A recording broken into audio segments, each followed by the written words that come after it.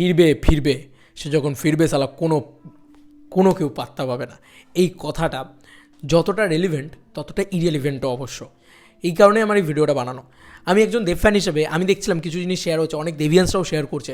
তারা ভাবছে তারা আবেগপ্রবণ হয়ে শেয়ার করছে। দেভিয়ান্সদেরকে আমি কখনো ছোটো করতে চাই না, কোনো অডিয়েন্সকে আমি কখনো ছোটো করতে চাই না, কারণ তারা দেবদার মাস কামব্যাক নিয়ে প্রচণ্ডভাবে কী বলবো, মানে ইমোশনাল।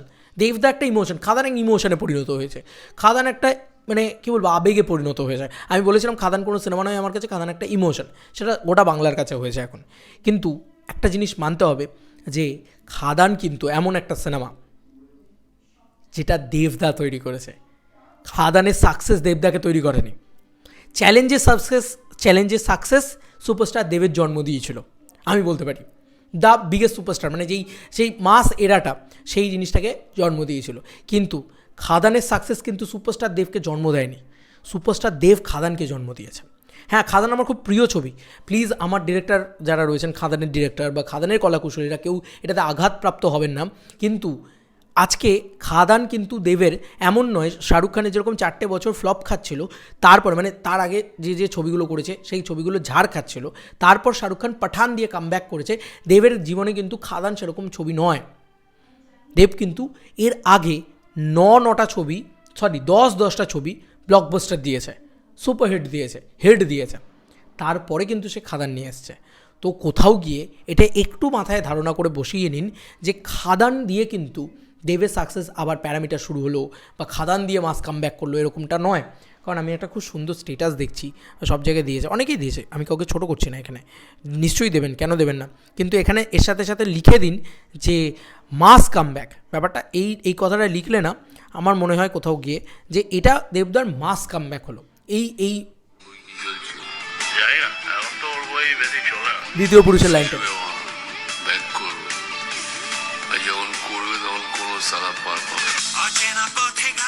তাকেই পাওয়া যায় অবশ্যই। এক্ষুনি এই গানটা শোনালে কপিরাইট খেয়ে যাব।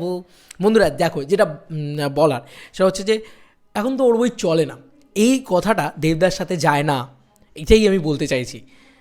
আমি একজন দেব ফ্যান হিসেবে আমার এটা মনে হলো যে এই কথাটা দেবদার সাথে যায় না, কারণ ওর বই বলো, ওর সিনেমা বলো, ওর মুভি বলো, সেটা যাই বলো, সেটা চিরকাল চলেছে।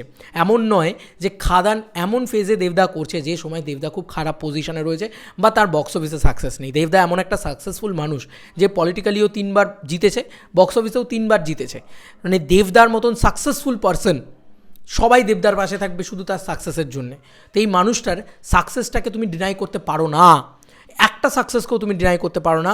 মানে সাজবাতি দিয়ে, ব্যাপারটা সাজবাতি থেকে না, তারও আগে থেকে বোধহয় শুরু হয়েছে, সাজবাতি দিয়েই বোধহয় শুরু হয়েছে।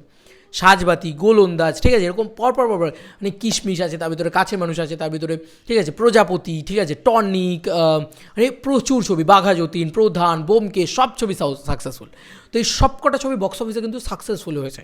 মানে 9টা ছবি, 10টা ছবি, লাস্ট টেক্কা 10 নম্বর ছবিটা, সেটাও 5 কোটি টাকার ব্যবসা করেছে। তো এই সাকসেসটা দেখে, প্যারামিটারটা দেখে দেবদার যে ডায়লগটা ওই কারণে মেটা লেভেলে ওয়ার্ক করছে যে সাকসেসফুল তো ছিল মানুষটা, কিন্তু ফ্যামিলি নিয়ে ব্যস্ত ছিল বলে কী ভাবেছিস। তাই দেবদার কামব্যাক কিন্তু বলা যায় না এই ছবিটাকে। দেবদা তো অনেক দিন আগেই কামব্যাক করে নিয়েছে ভাই, একটা ফেজ দেখেছিল। হ্যাঁ, বরং বলো যে কবির পাসওয়ার্ড যখন তৈরি হচ্ছে তখন কিন্তু সেই ছবিগুলো ফ্লপ করছে। আমার বিশ্বাস যে দেভিয়ান্সরা কোনো দিন দেবদার ফ্লপ সিনেমাকে হিট বলে চালায় না। তাদের সেই বুকের দমটা রয়েছে, তারা সে ওপেনলি বলতে পারে যে ভাই না ভাই, কবির সিনেমাটা চলেনি, দারুণ সিনেমা কিন্তু চলেনি, পাসওয়ার্ড সিনেমাটা দুর্দান্ত সিনেমা কিন্তু চলেনি।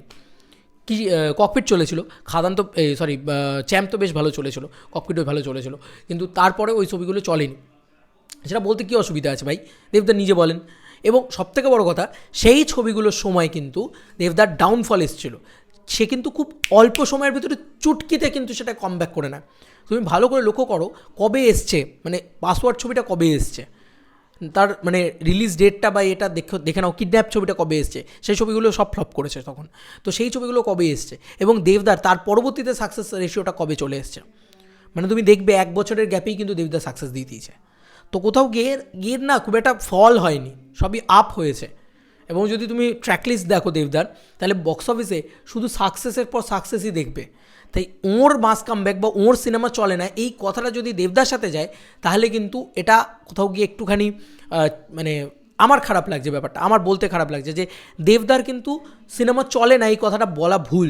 দেবদার এর আগে 10-10টা ছবি চলেছে, তারপরে সে খাদান করেছে, খাদানকেও সাকসেসফুল বানিয়েছে। বরং সবথেকে বড় কথা হচ্ছে খাদানের মতন ছবি কিন্তু বাংলা ইন্ডাস্ট্রিতে কমার্শিয়াল সাকসেস এনে দিয়েছে। হ্যাঁ, এর আগে কোনো দিন বাংলায় কমার্শিয়াল ছবিটা এই 5 বছরে, বিগত 5 বছরে চলেনি, চলছিল না, সেই লেভেলে চলছিল না, খাদানের মতন চলছিল না, খাদানের ধারে পাশে, খাদানের 10%ও ব্যবসা করতে পারছিল না, বাকি কমার্শিয়াল ছবি যাই আসছিল। মানে যে কালেকশনটা খাদান 4-5 দিনে করেছে, সেই কালেকশনটা সেই সমস্ত ছবির লাইফ টাইম কালেকশন হচ্ছিল। সেই মার্কেটটা থেকে দেবদা অক্সিজেন এনে দিয়েছে, সে কিন্তু দেবদা স্টারডাম এনে দিয়েছে। খাদানের গল্প এনে দিয়েছে অবশ্যই, খাদানের কলাকুশলীদের আবার বলছি, আমি ছোটো করছি না, কিন্তু বারবার বলছি দেবদার কিন্তু এটা মাস কামব্যাক। আমি ওই জন্য বারবার সব জায়গায় লিখি দেবদার মাস কামব্যাক, মাস দেব, পাগলুর দেব ফিরে এসেছে। কিন্তু এটা মানতে হবে যে দেবদার কিন্তু মানে সিনেমাতে কামব্যাক না, বক্স অফিসে ফ্লপ দিচ্ছে তারপরে হঠাৎ করে কামব্যাক হলো, এটা কিন্তু দেবদার নয়। এই সিনেমাটা কিন্তু সেটা নয়। এমন নয় যে ভাই অনেক দিন জখমি শের, দেখবে এরকম একটা ডায়লগ ছিল তোমার ইয়েতে জওয়ানে, তো ওরকম কিন্তু ব্যাপারটা নয় যে সে এতদিন ধরে রয়েছে, এতদিন ধরে রয়েছে, এরকম ব্যাপারটা না। সে এতদিন লুকিয়েছিল, সে এতদিন হিট দিতে পারেনি, সে হারিয়ে গেছিল, সে পার্থিবান হয়েছিল। আমার এটাই মনে হয় কোথাও গিয়ে। মানে লিও দেখেছো তো, লিওতে সে ওই শুরুর দিকের থালাপতি বিজয় ছিল এতদিন, কিন্তু সাকসেসফুল ছিল, কিন্তু সাকসেসফুলটা ছিল। এইটা প্লিজ ভুলে যেও না। মানে আজকে খাদানকে সেলিব্রেট করতে গিয়ে আমরা প্রজাপতি সাকসেসকে ভুলে যেতে পারি না, আমরা খাদানকে সেলিব্রেট করতে গিয়ে প্রধানের সাকসেসকে ভুলে যেতে পারি না, বা কিশমিশ, কাছের মানুষ, বা যাই হোক মানে যে কটা ছবি বেরিয়েছে, বোমকেশ, বাঘা যতীন, এগুলো সাকসেসকে ভুলে যেতে পারি না, কারণ এগুলোর মাল্টিপ্লেক্স কালেকশন বলে দিচ্ছে he is the biggest superstar of Tollywood. আগেও ছিল, এখনও আছে, চিরকাল থাকবে, শুধু আমাদেরই জন্যে। চলো বন্ধুরা, নতুন কোনো ভিডিওতে দেখা হবে, বাই।